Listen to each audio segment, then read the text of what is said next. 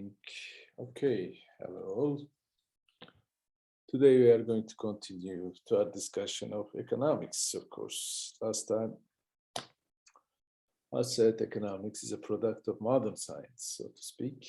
Behind the development of economics is the emergence of modern science in general, associated with Newton above all. Of course, Newton laid the foundation of modern science, which is still relevant today.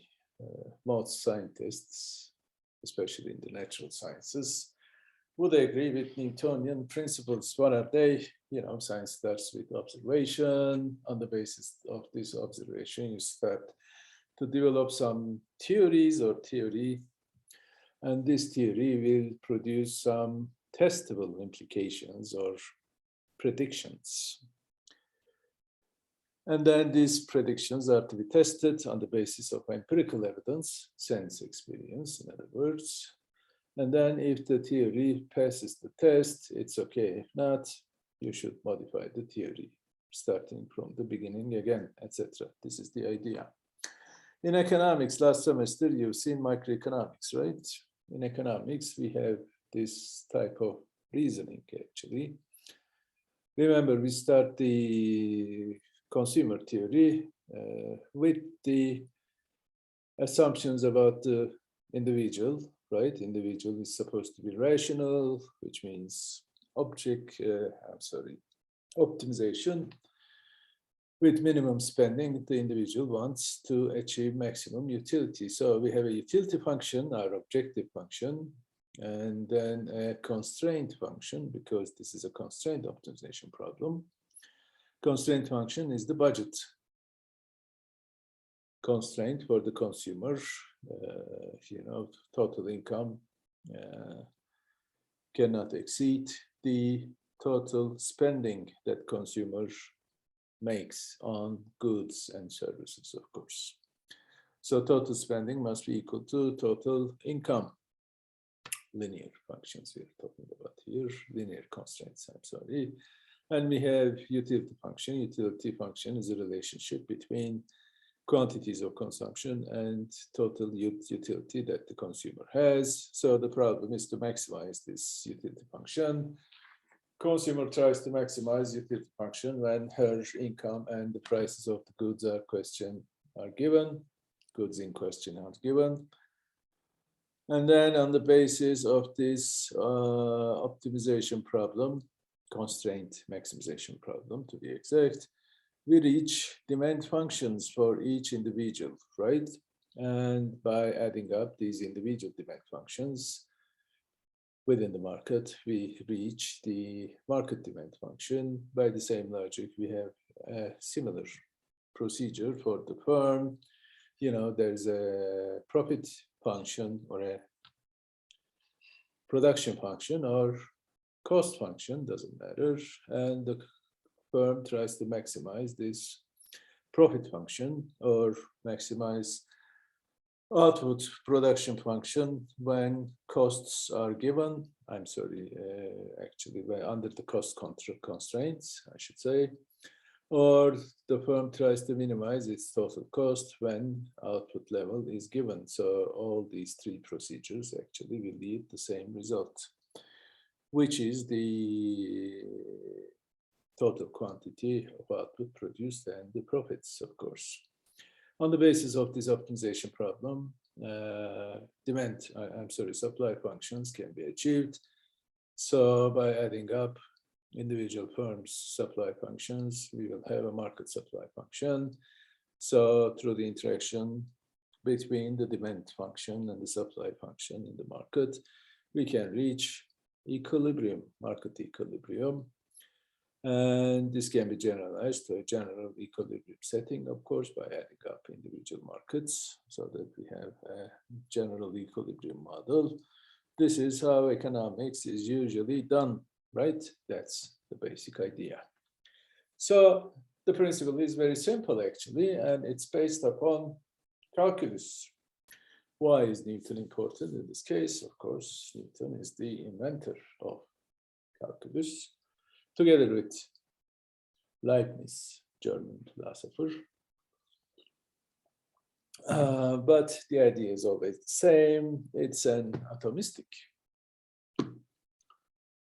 position. There are atoms. In our case, individuals, individual households, and individual firms are atoms. So they act on the basis of their self-interest. And the result is a working of an order, just like the Newtonian order, right? This order functions without any outside intervention, right? Once it is established by God, of course, it functions continuously. If there's any outside intervention or interaction in the working of this system, it functions continuously. And this is how general equilibrium models are supposed to work, or markets in general. If you leave the markets to their own devices, the result is the efficient allocation of resources, of course, and also the emergence of a stable social order, the principle of gravity, so to speak. That ensures this is self-interested behavior, right? Just like Adam Smith emphasizes. So this is an important position. What I'm saying is economics is modeled in general on physics, Newtonian physics, or modern science in general. We still have this kind of understanding of the world. The world can be seen as a kind of stable order, and this order can be understood through mathematics. Basically, remember Galileo Galilei once said that God is the greatest mathematician. So God created the universe along mathematical lines. So the basic aim, objective of science is to achieve or uncover these mathematical principles. This is how science is being done in general. Economics is no exception, of course. Human behavior, of course, may complicate the picture, but as in microeconomics, we know that human beings are considered as atoms, just like the real atoms or physical atoms or planets, doesn't matter. And what we call causality is an external notion that affects these atoms, behavior of these atoms. What I mean by this is like the billiard balls example by Hume. This is the Newtonian principle or Newtonian law of, what was this? Effect and counter effect, something like that. Remember, there has been 3 laws of Newton's, I forgot them. One is inertia, the other is this, what I say, and the third is the inverse square law, right? The strength, it's about the strength of the gravity. Anyway, so a ball hits another ball, which moves that ball, and the other ball hits another ball. If you're a good player, of course, then there'll be a total movement of the system, and this is a static model and stable model. It continues itself indefinitely without changing. That's the basic idea, right? So this is how economics sees the world. Human world is no different in this respect from the natural world. There's no difference, in other words, between natural sciences and social sciences, including economics.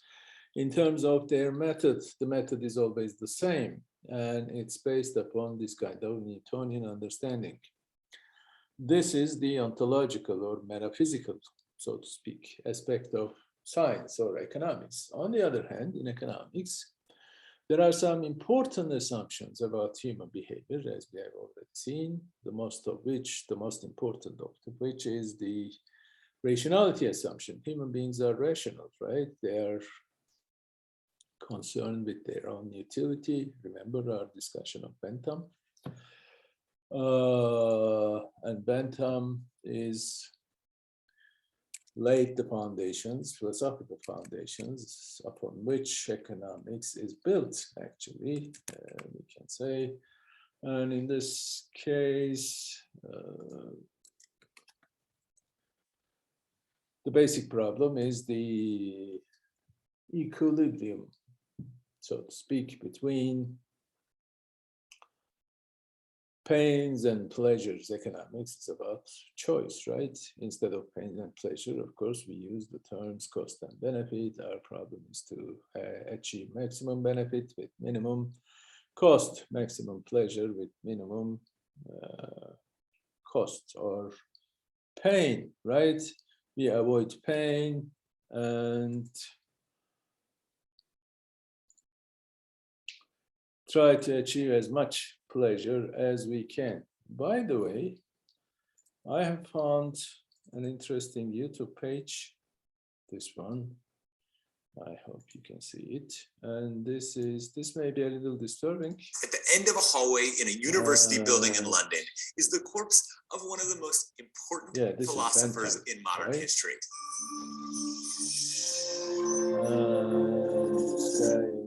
Yes. Corpse that he thought. You may want to watch it, but some scenes may be disturbing, so I should warn you. But still interesting, both to understand Bentham's own position, philosophy, and what happens to his body. And these are some interesting pictures, right? Bentham. This is Bentham's corpse, Bentham's own body after he died, of course. And he's still there at the University College of London. And he also occasionally rides with a car, etc. And also, well, anyway, this is an interesting YouTube page, Jeremy Bentham's auto icon. When you write auto icon, you can reach many interesting cases. There's also a camera which shows around from the eyes of Bentham himself today. So anyway, entertaining at least. So Bentham is considered as a reformer in their own time, Victorian England we are talking about, which is characterized by conservatism and very restricted conception of ethics or morality in that sense, you know, especially women are under strict, what I'm saying, surveillance of the society in general, you know. Well, in some respects, it's similar to today's society, at least some of the societies in the world. And in that particular society, Victorian England, Bentham put forward some important principles. And also, he was considered as a radical in his own times. And I think this is a just characterization. His ideas is based upon modernity, as we can say. What's modernity? Modernity is, you know, characterized by the emergence of the modern science, Newtonian science, and also closely associated with the emergence of modern science is the philosophical tradition that is called Enlightenment. And this is a very important philosophical tradition, I would say. Yes, here. And Enlightenment is a period in which a period between the 18th centuries and early 19th century, the late maybe 17th century. And the 18th century is the era of Enlightenment, and Enlightenment was the basic driving force behind some important social revolutions as well, such as the British Revolution and also, most importantly, French Revolution in 1789. So this philosophical tradition is developed by different thinkers in different parts of Europe. You know, there are basically three branches of that tradition. One is the British, or actually Scottish, tradition, to which Adam Smith belongs actually. And also there is a French Enlightenment tradition, which is more radical than the other Enlightenment traditions, which emphasizes the idea of progress and the need to change the society, even by force when necessary, in a better way towards greater freedom, for example. So French Revolution is based upon, intellectually speaking, of course, these Enlightenment ideas of the French philosophers. They called themselves as philosophers or sometimes encyclopedists, and they tried to write encyclopedia on the basis of modern science, etc. This is a very interesting period. And the third Enlightenment tradition is the German tradition, starting with Immanuel Kant, famous German philosopher, and there are some other important philosophers such as Fichte, Schelling, Hegel, and even we can say we can include Marx under this heading. So these traditions are all based upon the same ideas, and for example, the philosophy of Enlightenment is based usually on the idea of freedom in general, and freedom can be achieved through reasoning. Human beings are characterized by their ability to use their reason, and the reason is supposed to be autonomous. The autonomy of reason is the first principle or requirement also. And the idea of progress and perfection, human history is towards perfection in the sense that, it confers greater freedom in general. History moves in a progressive direction. This is one of the basic tenets of the Enlightenment. Starting from the slavery, for example, democracy and liberalism, of course, together with it, is developed in the late phase of history, starting with the late 16th and early 17th centuries. And also, capitalist society can be characterized as having greater opportunities for freedom, human freedom, above all, individual freedom we are talking about here, right? The importance of individual and this deep faith about the progress and the possibility of correcting the society, so to speak, or achieving one day, of course, perfect society. Even Marx is under the influence of this idea of perfection. For example, his idea of communism is a state in which everyone is free and everyone does what he or she pleases to do. There's a characterization, there's an example by Marx.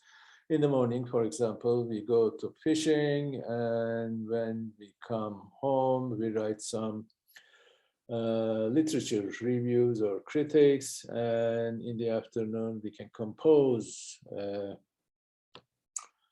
good musical piece. In the afternoon, we can write a novel, etc., etc. So we don't need to even work.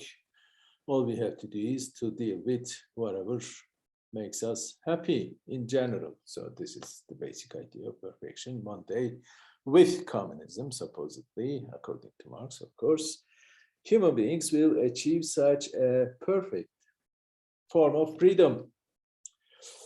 Well, only through reason can knowledge be attained. For each question, there's only one correct answer, and this answer can be achieved through thinking, reasoning, human reasoning. And the principles governing nature, humanity, and society can be understood through reason. The reason must be sharpened through education. Education is important, right? Because we need to be educated in order to use our own reason properly. And opposition to any authority denying reason, this is very important, and also the most radical principle of Enlightenment principle and Enlightenment idea. We are free. Our reason is autonomous, or supposed to be autonomous. So we should never accept any kind of influence or any suggestion from some external forces, including the political authority or religious authority or society itself, or even our family. if it's against the laws of reason, if it's against the truth in general. So we should be opposed to any kind of authority that denies reason and its importance. Cosmopolitan solidarity of the Enlightenment individuals, this idea is captured with the notion of internationalism. We are all citizens of the world, right? This is what cosmopolitanism means. And the uniqueness of individual and the oneness of mankind. We need to have human solidarity throughout the world. As human species, we are all endowed with reason, with the power of reasoning, so we can make ourselves happy. We can make all individuals, all people free. Of course, individual is important, but this never denies also the importance of enlightened the solidarity among enlightened individuals throughout the world. That's the basic idea. So this enlightenment is still important in some respects. Today, these days, starting with the 80s mostly, there's another tradition, philosophical tradition, that was developed in the late 80s mostly, that is called postmodernism. Postmodern view, whose basic criticism is directed to enlightenment, because they argue that enlightenment itself imposes some restrictions on individuals, basically, and it's self-contradictory in this sense. So enlightenment is a Eurocentric position, which forces people to behave in a specific way. It rules out some different types of behavior in different parts of the world. All individuals are expected to behave in a certain way. You know, individual local traditions are not accepted as they are, together with European imperialism. Of course, Enlightenment tried to reshape the world along the lines of the Enlightenment philosophy and so forth. So they started as a critique of the Enlightenment ideas.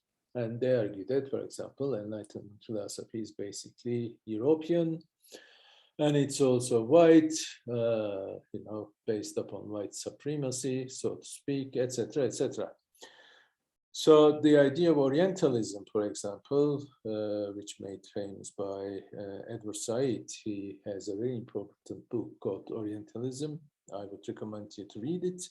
There's also a Turkish translation of it, and this is a really good book. And this was a basic critique of Orientalist idea. Orientalism means that, you know, Europe represents the highest stage of human civilization, and the rest, the East, basically, the Orient means East.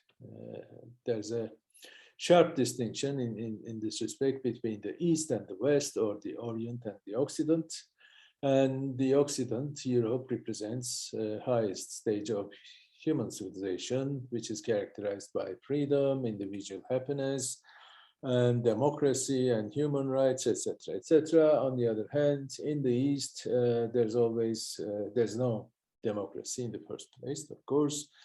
Individuals, people are not considered as individuals in the first place. They are considered as part and parcel of communities, and the political authority and sometimes religious authority is quite important in shaping behavior of individuals. So this is the basic idea.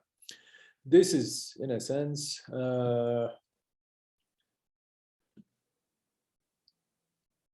the critique of the Enlightenment position. Anyway, we may have some time to discuss what postmodern thinking in due course. But right now, if we return to the idea of enlightenment, we can see that one of the best definitions of enlightenment was given by Immanuel Kant, this German philosopher, and he says Enlightenment is man's, human's, emergence from his self-imposed immaturity. Self-imposed immaturity. Immaturity is the inability to use one's understanding without guidance from another.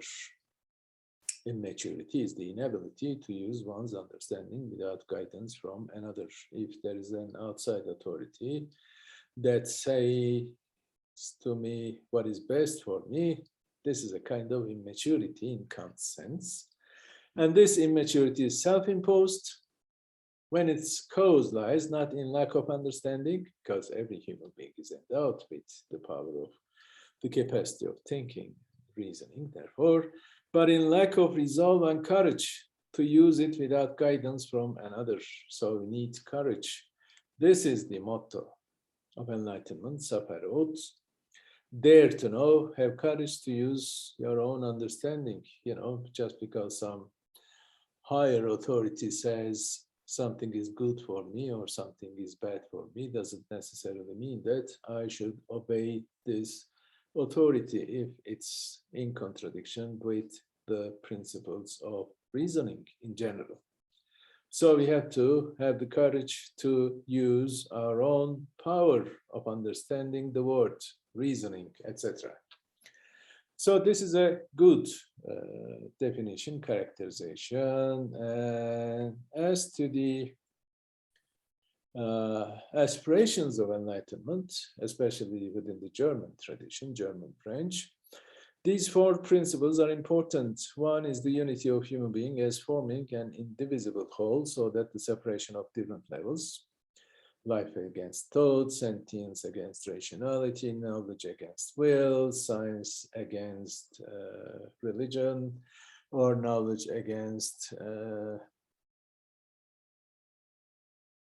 well, maybe I shouldn't say this. This is only true for the German branch. In other branches, especially the Scottish branch, knowledge important and dualistic principles are also important, but that's another issue. But the idea of the unity of both human essence and human species in general is constantly emphasized within the Enlightenment thought. And the idea of freedom, communion with human beings and communion with nature. So we are destined to be free, so to speak, to use Sartre's famous words. Sartre was no Enlightenment philosopher, of course. He's a 20th century philosopher, but in this particular manner, we can use these words. Anyway, postmodern theses, on the other hand, are that rival paradigms are distinct criteria to validate their theories. Each culture or each tradition, even in science, is based upon different principles which are even compatible with each other, with the principles of other traditions. So this cross-evaluation among different traditions is not always possible to conduct. Rival explanations are parts of different knowledge structures which renders them intelligible solely within the meaning of terms that constitute them. Rival paradigms are metaphysically plural. We need to be plural in our understanding of science. And explanations of events and behavior cannot be made from value-neutral standpoints because there can be no logical distinction between statements of value and statements of fact. Well, this principle is simply the rejection of the distinction between positive science and normative science, or the rejection of the distinction between facts and values. Especially if we are to talk about human behavior, we should consider the importance of values as guiding principles of human behavior, right? We behave also on the basis of our own understanding of the world and also of our own values. Human beings are value-laden beings. We are born within a culture, not within a vacuum. And this cultural context is important in shaping our behavior and so forth. So the implication of these ideas in terms of economics is quite simple, actually. There is not one way of doing economics. So far we have seen, especially economics departments usually, that economics is about the allocation of scarce resources, and this allocation is based upon choices, and these choices are to be shaped by utility principle, right? Utilitarianism, minimum cost, maximum benefit. So this is the only way of doing economics. This is the correct way. This is the way, right? And even Bentham is no exception of this, but we should be careful about Bentham, especially if we return to the beginning. And Bentham actually argues the need for this principle, opposition to any authority denying reason. You know, it's very Enlightenment idea. Bentham argues that I'm a human being, yes, and capable of thinking, capable of distinguishing between what is good and what is bad, what is wrong and what is right. So if I'm endowed with reasoning, so I should know what is good for me and what is bad for me. So if I know this, I need no outside authority that imposes me some principles about the good and bad. You know, what is good for me and what is bad for me. I should deny any kind of authority. This is an important principle. So economics, in that sense, is based upon such a democratic, I would say, principle, right? Individual is the most important unit in society, in existence in general.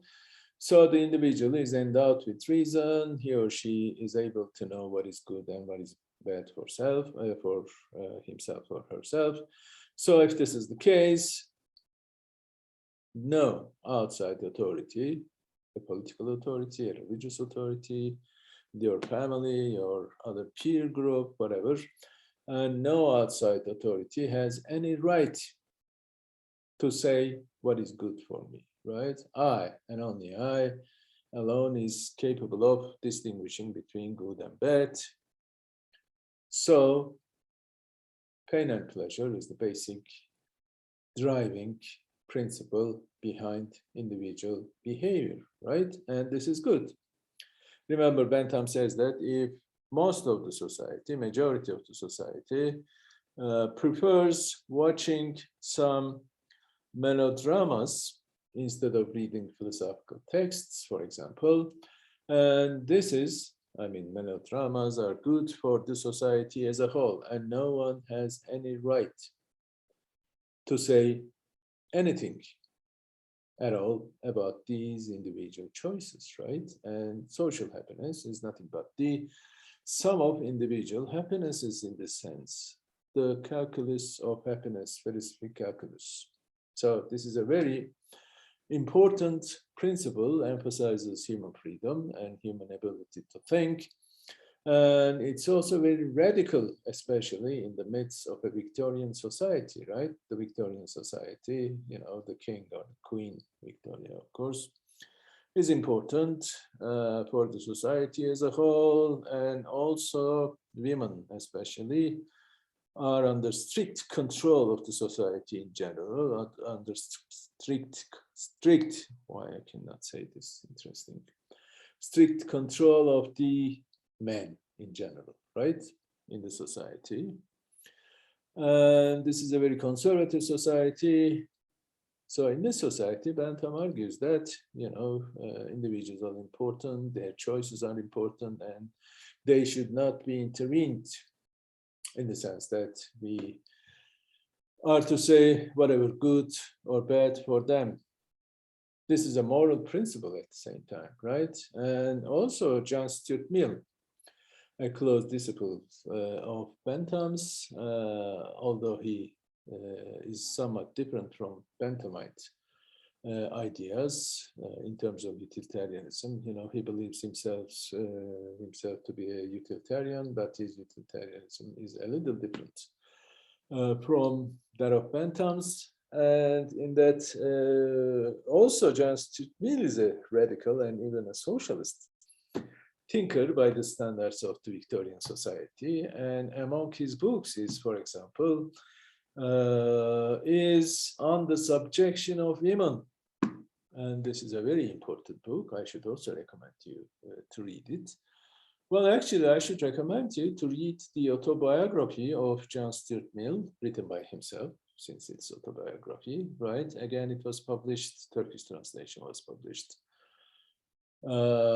by İş Bankası Kültür Yayınları, I guess. And this is a very interesting book if you want to understand the psychological motives that guide Mill. Among these motives was a lady, actually, Harriet Taylor, later Harriet Mills, and she exerted a great influence upon John Stuart Mill, and his ideas about women, on the subject of women and so forth, was heavily influenced by Harriet Taylor.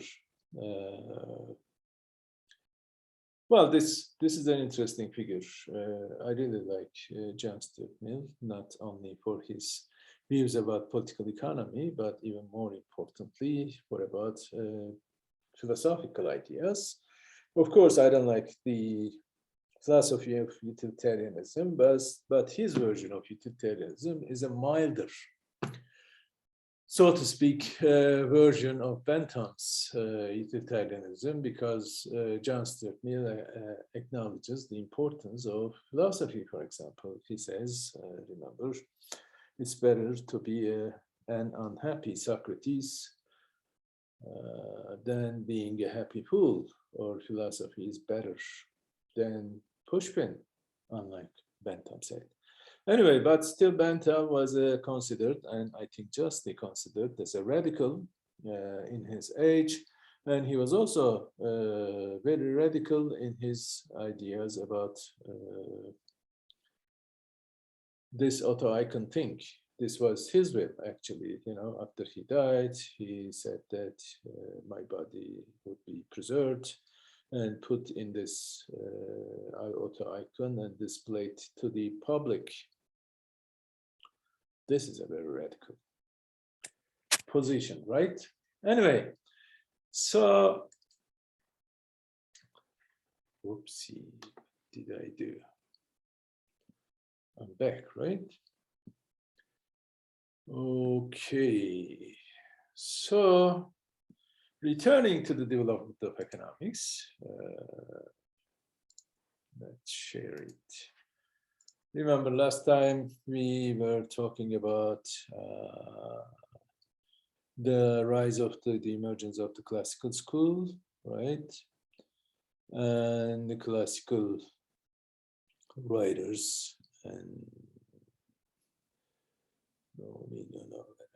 Smith, where are you, Smith? I am here. Okay, this thing, right? Adam Smith represents the starting point of economics as a distinct and independent science that has its own subject matter and its own methods, even though these methods are no different from general modern sciences methods in general. But still, he's the one who starts economics as an independent discipline, as directed to understand the working of the economy as a whole. Anyway, so we have Ricardo, etc.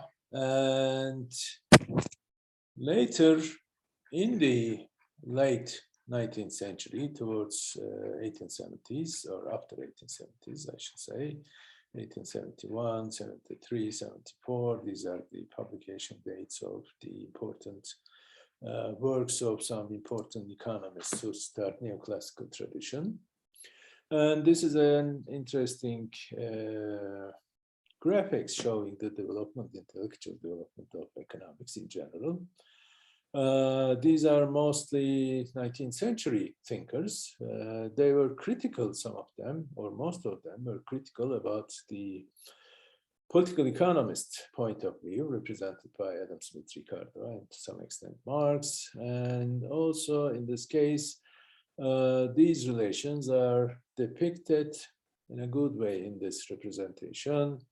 There are three important developments in terms of intellectual roots of neoclassical economics. One is this classical economics, of course, and its critics.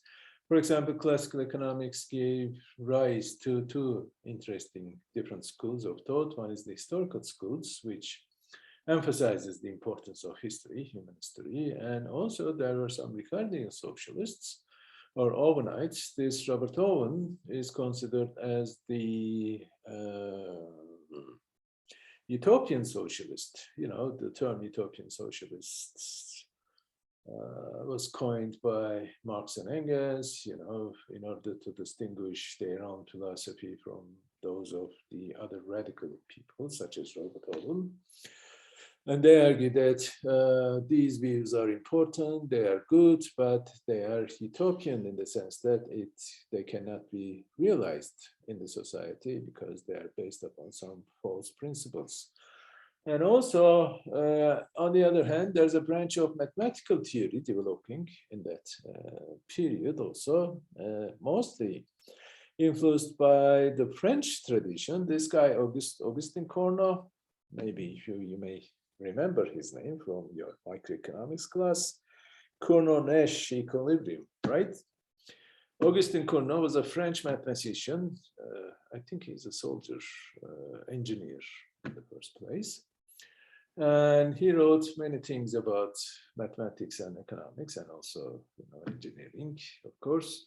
And he developed his famous oligopolistic, the model for oligopoly, the Cournot model, remember.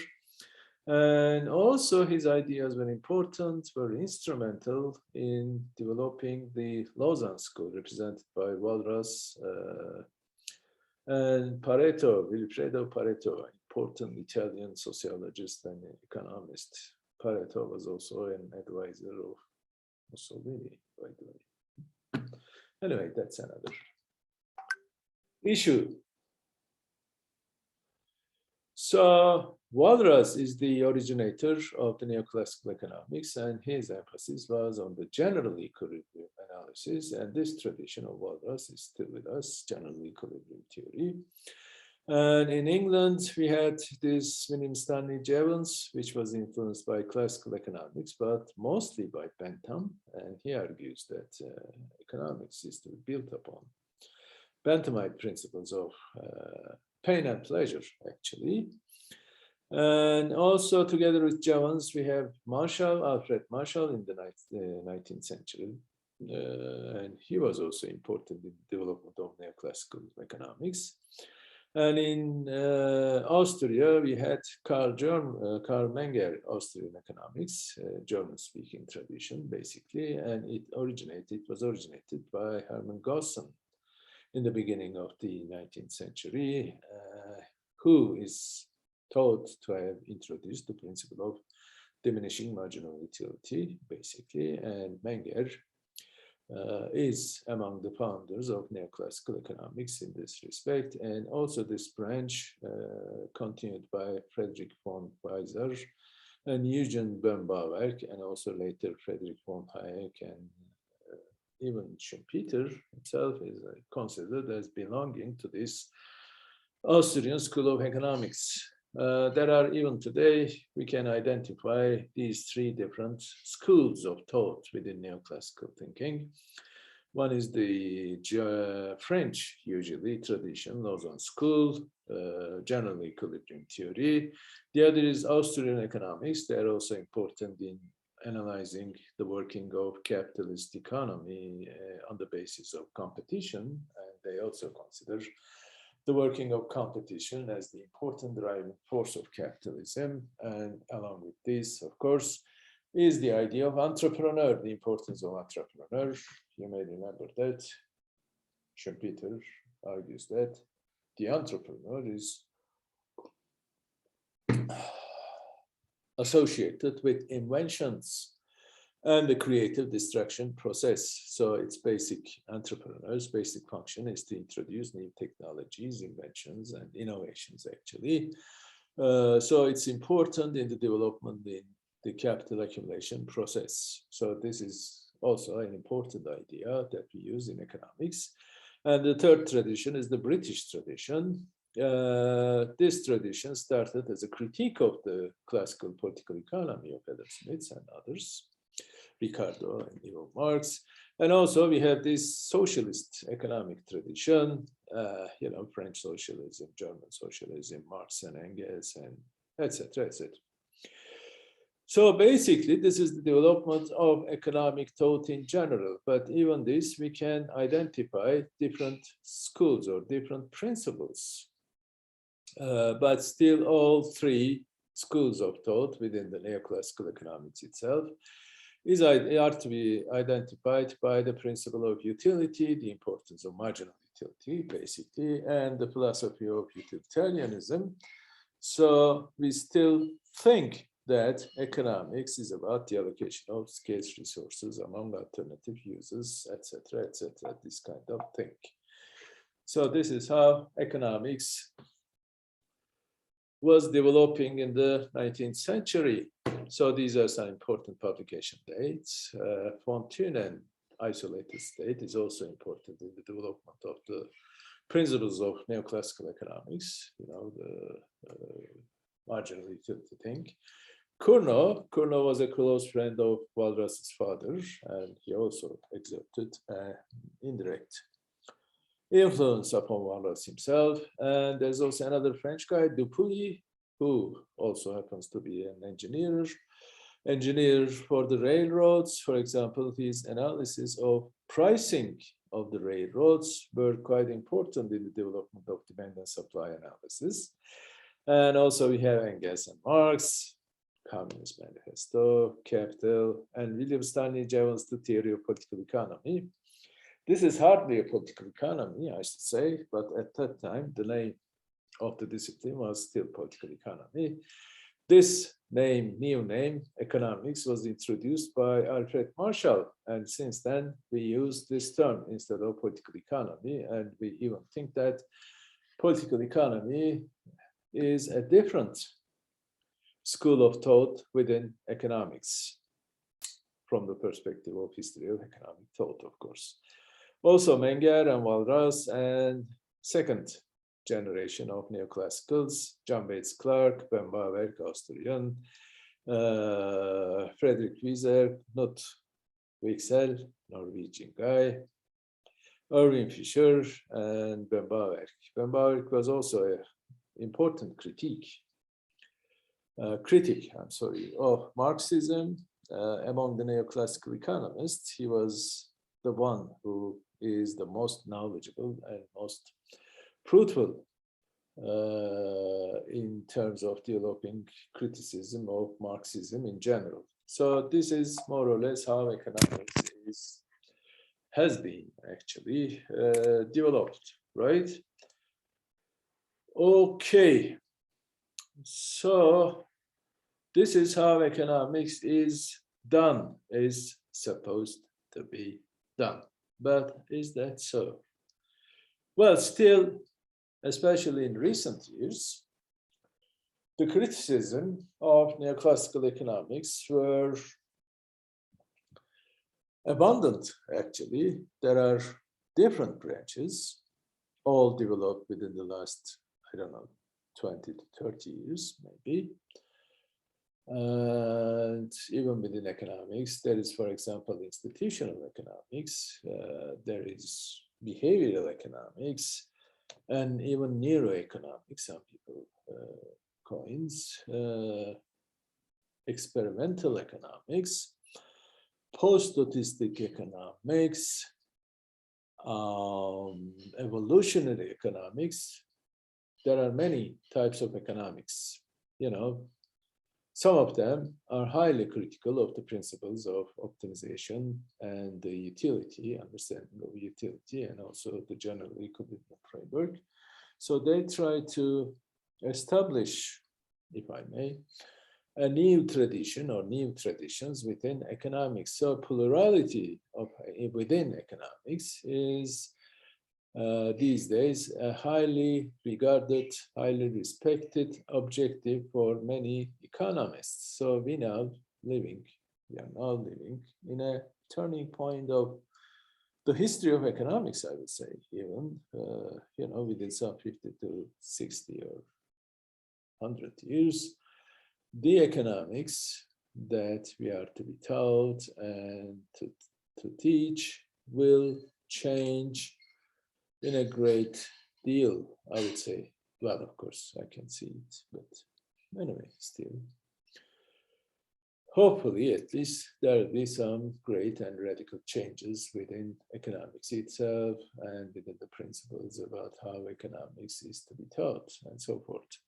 Anyway, so we are also, with this class, joining in this effort, right? Economics is not simply a science, is not simply a social science, but it's a human science. And this is very important.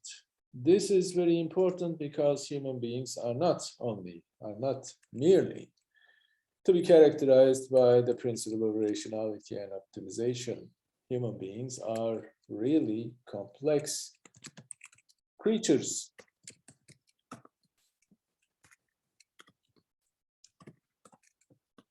I'm sorry, something. Okay, so from now on, we can start talking about a little bit about some 15 to 20 minutes, and after that I will be done, about the differences of opinion as to how economics is done. I have what I have. For example, we can start actually with the difference between oikonomia, oikos nomos, and economics, or grammatistic, as Aristotle distinguishes, as he drew this distinction. Oikos nomos, remember, was coined by Xenophon, a general and also a philosopher to some extent. Not as good as Plato or Socrates, but still we can consider him as a kind of philosopher. But he had written mostly on the principles of governing the polis, governing the oikos, and also about military issues, etc. Remember Anabasis. But oikos is, well, I'm planning actually to upload an article by Karl Polanyi to your Uzan page, at the cult thing. It's about Aristotle discovers economy.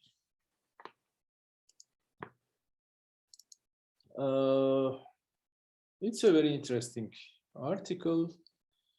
It may be a little bit difficult to read. Its English is somewhat heavier than we are used to, I would say. He's an Austrian, by the way. And he's famous with his book, The Great Transformation.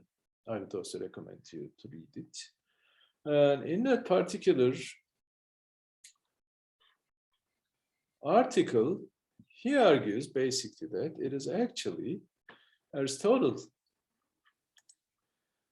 who understood the principles of economics, or the grammatistic, as he calls it, and oikos. Oikos nomos was coined by Xenophon, but developed mostly by Aristotle, and oikos nomos, oikonomia, is the most important, I should say this, the most important difference between oikonomist, and economics is the importance attached to the principles of ethics and politics. From the very beginning, according to Aristotle and according to the Greek society in general, Economics is a sub-branch of ethics together with politics. Politics was about the governing, the art of governing of the polis, the society, or the political structure of the society.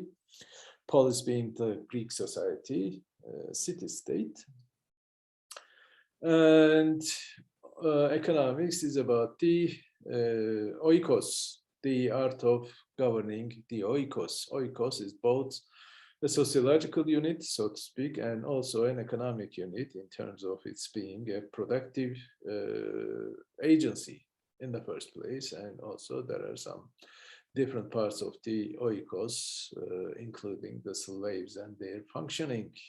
So Aristotle argues that Chromatistic is the basic economic activities that are associated with achieving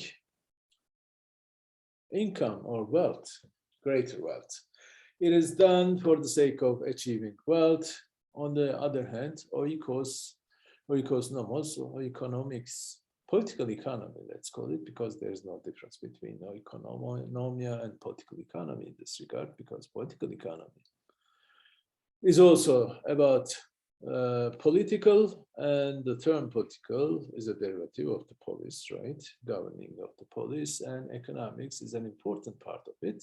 Economic activities, I'm sorry. So political economy and oikos nomos are the same, more or less, from an analytical perspective, of course, not from a historical perspective, but the governing principles are more or less the same.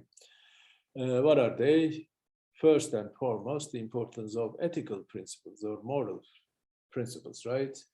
Economics is not only about what is or what is happening in the world, but it's also about what we are supposed to do, what we should do in order to make human beings happier in general, right?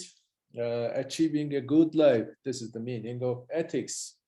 According to Aristotle, ethics is about human beings achieving a good life in the sense that they are happy or they are flourished, which basically implies that they realize their own potentialities. You know, Aristotle's metaphysics or ontology is interesting in this respect, and his ideas about economic activities is not different from this metaphysics. And according to him, every being, living being or human being or non-living beings actually, has this property that we call, it's not a property actually, the definition that we call essence, human essence, or the essence of any particular being. In this respect, there's no difference between a human and between a tree or between a stone or etc., etc. Each being is destined, so to speak, to realize its own potentialities that are given to it. As human beings, we have human potentialities that are given by nature, God, doesn't matter. And our own objective, in order for us to be a full-fledged human being, so to speak, we need to realize these potentialities. You know, there's this famous example between the distinction between the actual and potential, or potentia and energia in Greek. Well, I may not be pronouncing it in the correct way, but, you know, potential and energy. Energy means, you know, it's similar to kinetic energy. You know, it's what is actual, actually, what it shows itself. Potential is about the hidden or, you know, potential energy. Again, we use this term, right? Potentiality, potentials, or in general, are what's hidden within us, but also what define ourselves. You know, we are human beings, so in a limited sense, the human being definition is to be understood in terms of these developmental potentialities. There's this famous example about the oak tree, you know, and the acorn. acorn, every acorn is acorn and the oak tree. I should write it. Anyway, every acorn has some potential to become a giant oak tree one day, right? But this does not necessarily mean that every single oak tree will become every single acorn will become an oak tree, because even if they all have potential to become a tree, but some external interventions or external factors may prevent acorn from becoming a tree one day, right? An animal may eat it, sun make it dry, etc., etc. So since by definition every acorn has the potential to become an oak tree, this is the definition of oak tree, right? And the basic aim of every oak tree, so to speak, is to become is to become an oak tree one day. This is the same for human being. Every human being has the potential, human potentials to develop. And we become real human beings, so to speak, only if we develop and realize our potentialities. These potentialities are important for both individual and for the human species in general. I always thought that I had the potential to become a great rock singer one day, but unfortunately, this potential could not be realized. Only when I take shower, I sing because my family don't like it. Otherwise, in the house, they don't let me sing. Anyway, so I have become university professor. So this was another choice of mine, right? So we have some potentials. Human beings like this, of course, singing may be a human potential. The human attributes that are important in the definition of human beings, what makes us a human being, right? We say that this is not humane or this is inhumane and so forth. So we all have more or less, vaguely speaking, of course, some idea about these human potentials, and all of us try to realize these potentialities just like any other being. So this is a teleological metaphysics, I would say. Teleological comes from the word telos. Telos means objective, aim. So our lives are to be characterized by our constant efforts to achieve some aims. What is this aim? Realization of human potential. And according to Aristotle, in a little more concrete way, this ultimate aim is self-sufficiency or autarky. Autarky in all senses of the word, so to speak, in terms of our social interactions and in terms of our economic activities. So we are not also speaking about the individual only, we are speaking about the oikos and the polis, because the two cannot be separable, actually, in the sense that the basic unit of the polis is oikos itself. So a good polis can only be achieved through a good or good oikos. That's the basic principle, and it is the same for Aristotle. And Aristotle argues that a self-sufficient household or oikos is only possible within a self-sufficient polis. So it's about self-sufficiency. It's not about achieving greater wealth or economic power. Of course, there are people even in the ancient Greece and Roman society or other societies in the human history who are concerned with self-interest and also achieving greater wealth and economic power and so forth. But Aristotle says that from an ethical perspective, a moral perspective, this is not right. This is wrong. Because it may prevent the polis from achieving a self-sufficient status. Because the merchants, for example, or traders are only concerned with their own self-interest. So they usually tend to ignore the needs of the society or community in general. They only care about their own wealth. So this may create a danger, or at least a threat, for the polis as a whole to achieve its self-sufficiency. That's why it should be ruled out. Of course, Aristotle knew that this is a reality, but this reality is not to be trusted in the governing of the polis and also Oikos. So this is the most important idea of Aristotelian understanding the thing. So his distinction between chromatistic and Oikos can also be said to exist even in today. You know, economic activities are conducted mainly by two reasons, maybe. Of course, there may be other reasons. One is the achieving greater benefits, as we say, as economists. The other could be to consider the well-being of the society, well-being of the human species in general, humanity, etc.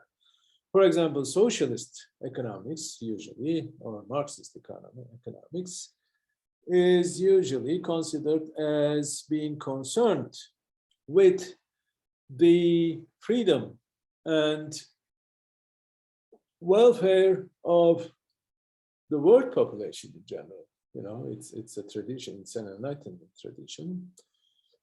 Again, it's concerned with international solidarity and the freedom and happiness of the humanity as a whole. So this is a tradition that could be placed within this Oikos tradition, some people say. This is absolutely true for the utopian socialist ideas, but there are some Marxists also who would be opposed to this kind of interpretation. But that's another issue. But still, we can say that socialist economics or political economy, Marxian political economy in general, is concerned with this kind of achieving greater freedom and well-being for the humanity, for the human species in general. So still we can say that there exists this kind of demarcation or distinction between two traditions within economics. One tradition is the neoclassical tradition, which is based upon the Aristotelian chromatistic notion, which is concerned with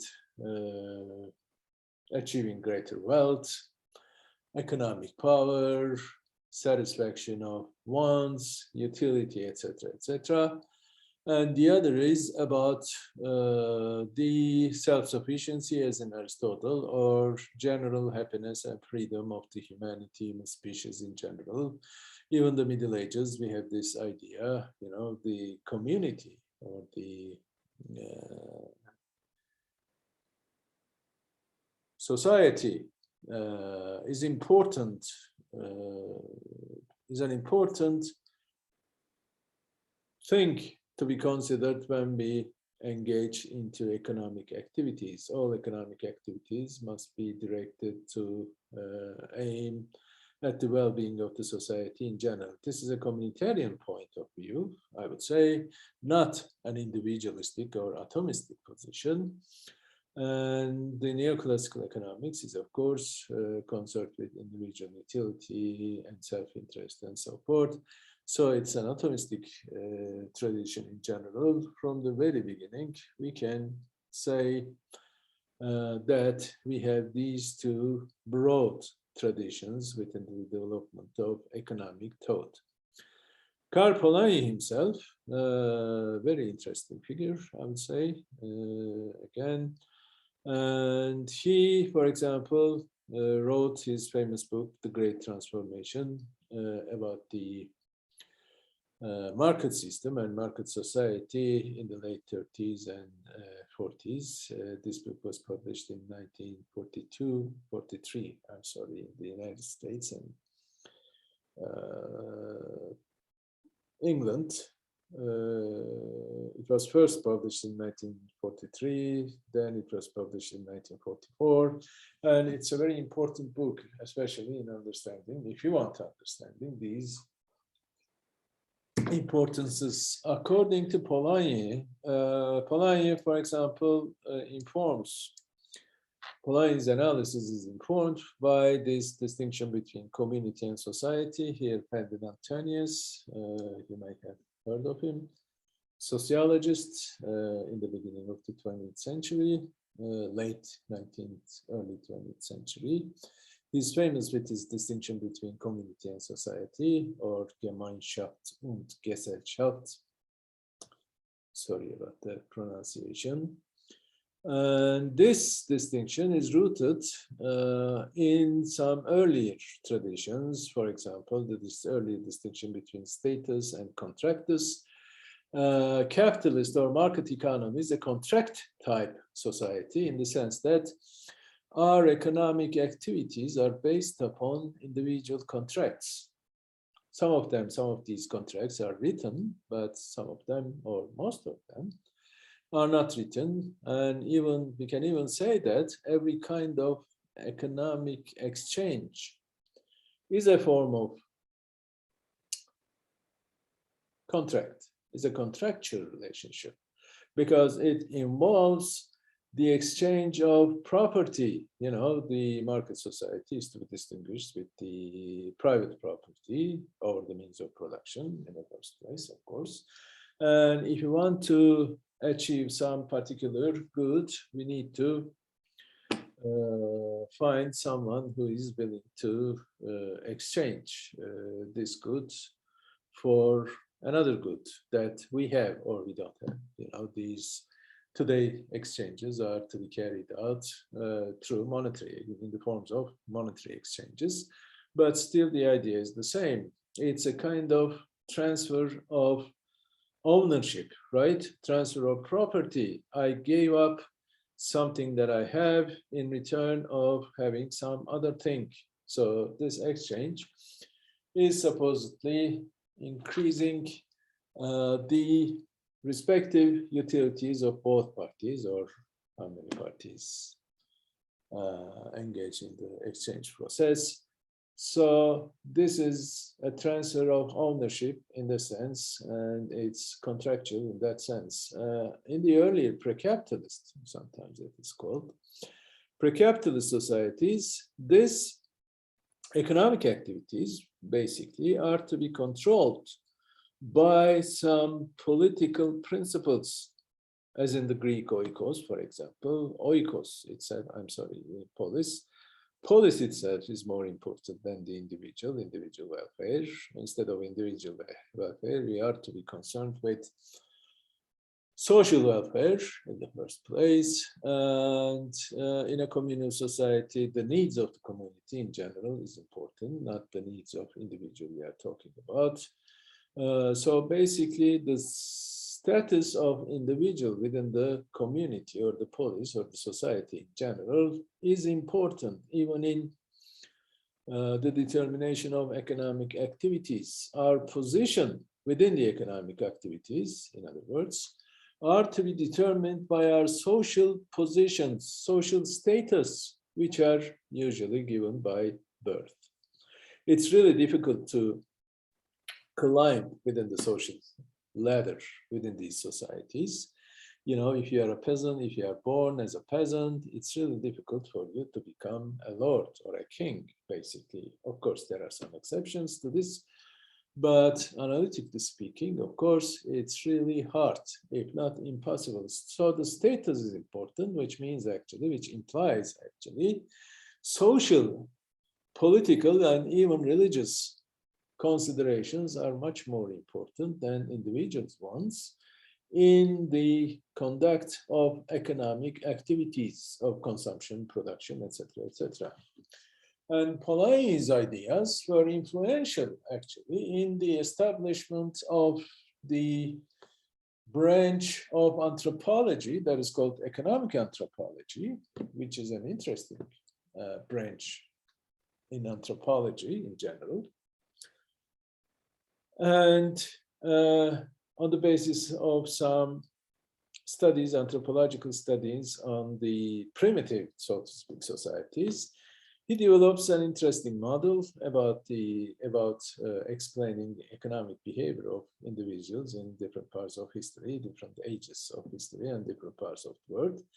Especially, and these guys, for example, Maine, Antonius, and Marx, also important for him. And this is so I would recommend you to read this Aristotle Discovers the Economy by Polanyi, if you want to understand this distinction between Oikos and chromatistic, and therefore, if you want to understand these two traditions within economics. And Polanyi developed an interesting model that explains the economic activities within earlier societies, early then market societies, for example. And he put forward this, I'm sorry, his basic argument is this: the economic factor is important, but only for us, for those of us, for all of us, living in a market society, because market society or capitalism is an economic society. So in this economic society, every decision of individuals are to be guided by some economic principles of cost and benefits, so to speak, right? That's the basic thing. But if you look at human history, you can see that this is not the case. You know, one of the interesting aspects of neoclassical economics is that they argue that, economists argue that this is a universal type of human behavior, cost and benefit and optimization. You can find it in the ancient Greece, Roman society, or all primitive societies, etc., etc. But Polanyi rejects this. He says there's an important distinction from a historical perspective, important distinction between the role between the societies or different historical periods regarding the role of economic activities in capitalism or market society that is based upon private property institution and exchange processes. Economic factor is important because, you know, remember the discussion of circular flow diagram. There are two decision units as households. We need to supply whatever we have in terms of economic factors of production. And in return, we will get income, and this income is to be spent on goods and services which are produced by firms, and firms use the factors of production supplied by the households, and firms demand them. So this explains the working of a capitalist economy in general.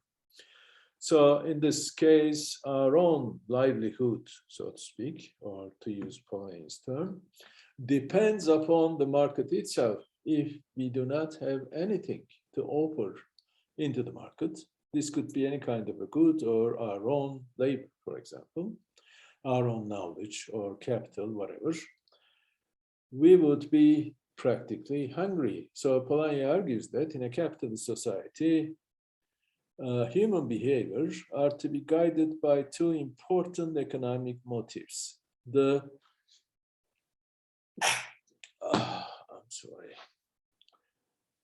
motive of gain, achieving profit, greater utility, whatever, and the fear of hunger, fear of starvation. If we do not have anything to offer into the market, we will have no income and no income to spend, and we will become hungry. But in a pre-capitalist society, or even primitive society, so to speak, a society or the community itself never lets the individual become hungry, as long as the whole of the community is faced with the danger of starvation, right? So there's an important social solidarity within the society itself, and the weak and the poor is to be helped. but in return, everyone knows it's her place within the society, and this place is to be determined by the status of the individual and the political and religious structure of the society. Social and political and also religious considerations are important in regulating economic activities. So this is the basic idea. So there's denying this distinction between economic and non-economic aspects of human behavior in different parts of human history, different ages within human history, amounts to what he calls economistic fallacy, which states that if we, just like the neoclassical economists, if we identify every kind of behavior as economic behavior, it means that we are committed to this kind of fallacy. So this is the rejection of the important distinction between pre-capitalist and capitalist societies regarding the importance of the economy in human behavior in general. So starting from this, he argues that if we look at human history, we should be concerned with the specific form of institutionalization of the society in general, both from an economic and political point of view. And he distinguishes among different forms of integration. Form of integration is what he calls Polanyi, as referring to the ways in which the economy is organized in a specific society.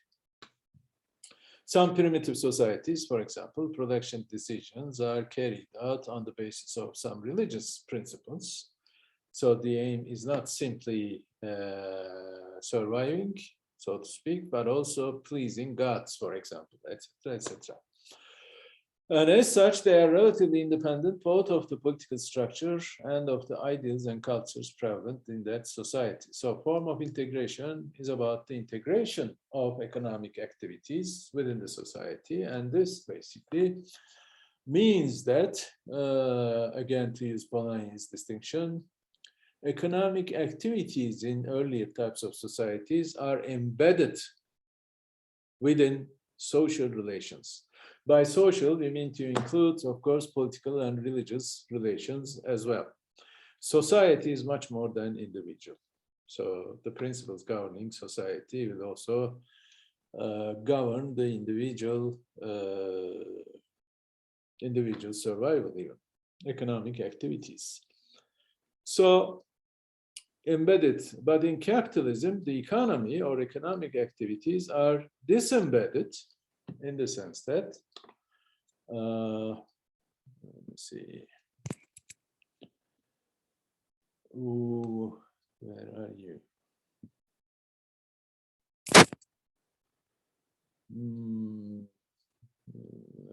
Can't find it. Anyway, disembedded in the sense that they are independent of non-economic or political and social and even religious considerations, religious relations. You know, the political authority is not important because the market is important, and market is supposed to work on the basis of its own principle of demand and supply, and the equilibrium is to be determined by the interaction between demand and supply, and there should be no outside intervention on the part of the government, on the part of the state, on the part of the trade unions, on the part of any kind of political or social organization. In that sense, the market should be self-regulating. So this is independent of the political and social structure of the society in general. In this sense, this is disembedded. The economy is disembedded and independent of the society or political sphere. So according to him, Polanyi, there are two important institutional spheres within a capitalist or market society. One is the political sphere, which is about the state and its governing, politics, etc., etc. On the other hand, the economy, the market, self-regulating market. But in the earlier forms of societies, early capitalism, of course, these relations, economic activities, are embedded and are governed, are supposed to be governed by political and social factors. So in that sense, they are embedded within the society itself.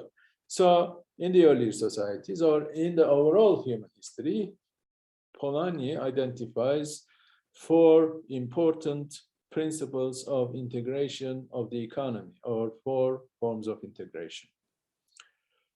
Householding, Oikos. Reciprocity, redistribution, and exchange.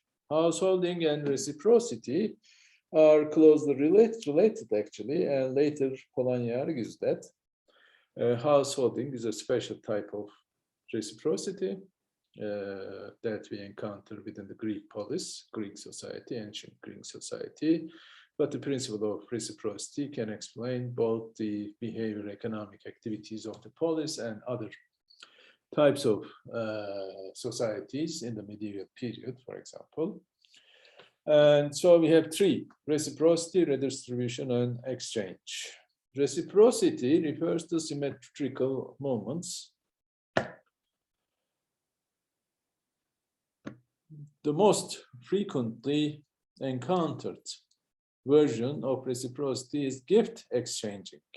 You know, we exchange gift. And I may be a rich person and you are a poor person, so I want to give you a gift.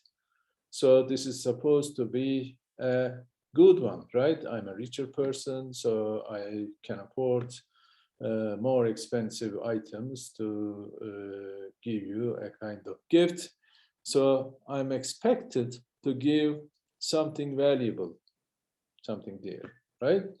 In return, of course, I expect from you to give me some kind of gift, but this gift need not be in equal value, right? Because you're a poor person.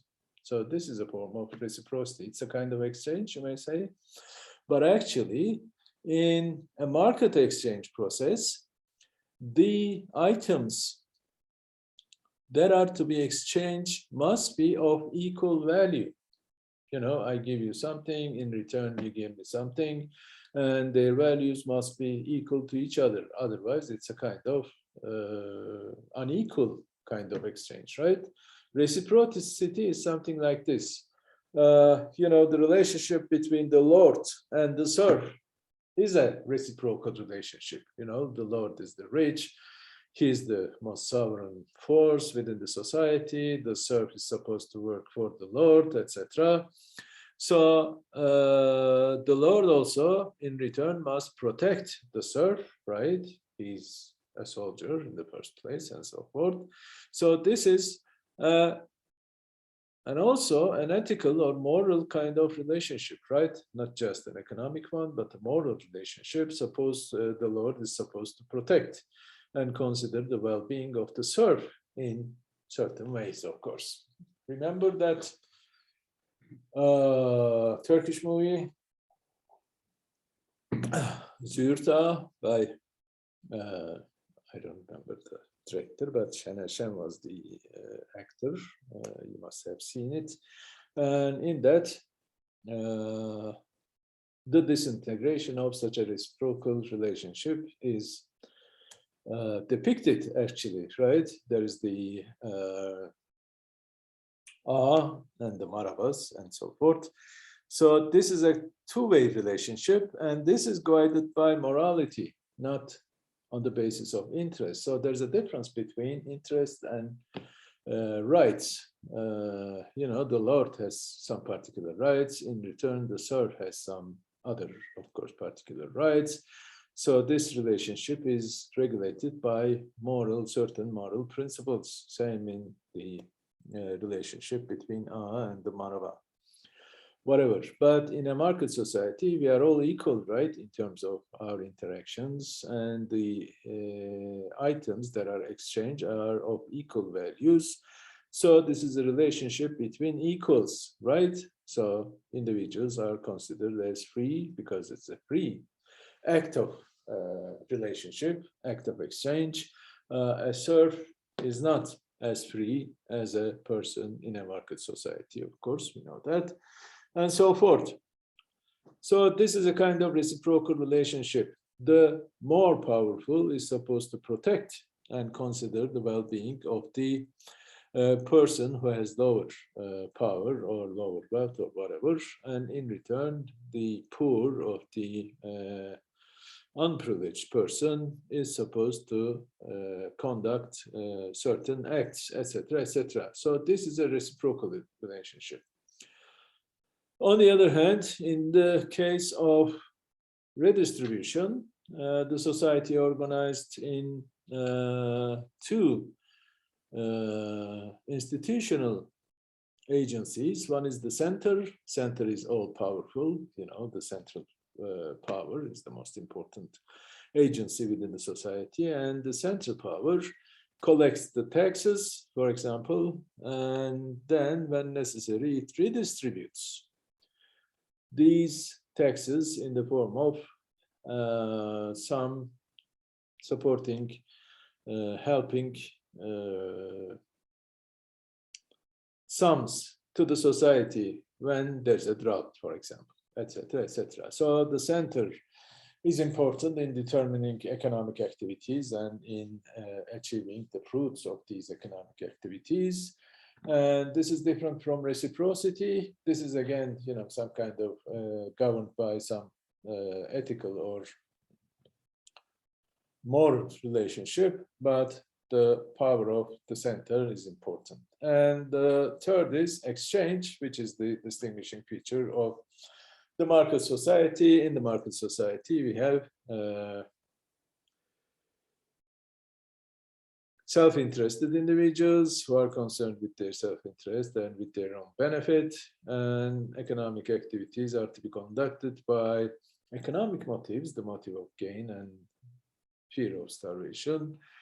And economic sphere, the market sphere, is independent of the rest of the society, especially its political and social organization. So in that sense, the distinction between civil society and the political society or the state is a reflection of this distinction, institutional distinction between these two spheres, economic and political spheres. So this is another way of doing economics, which is called by Polanyi as substantivist economics. So we have two types of economics, two ways of doing economics. One is the substantivist position, which is concerned with ethical consideration and social part of the economic activities. And the other is the formalist economics, according to him. And formalist economics is about neoclassical economics, basically, that is based upon the principle of rationality, self-interest, etc., etc. Maybe we should stop here because, you know, it's getting late. I should stop here. Next week we can discuss in a greater detail, of course, to Polanyian account and its relationship to institutionalist and political economy traditions. I think it's better to stop here. Okay. Maybe next week we should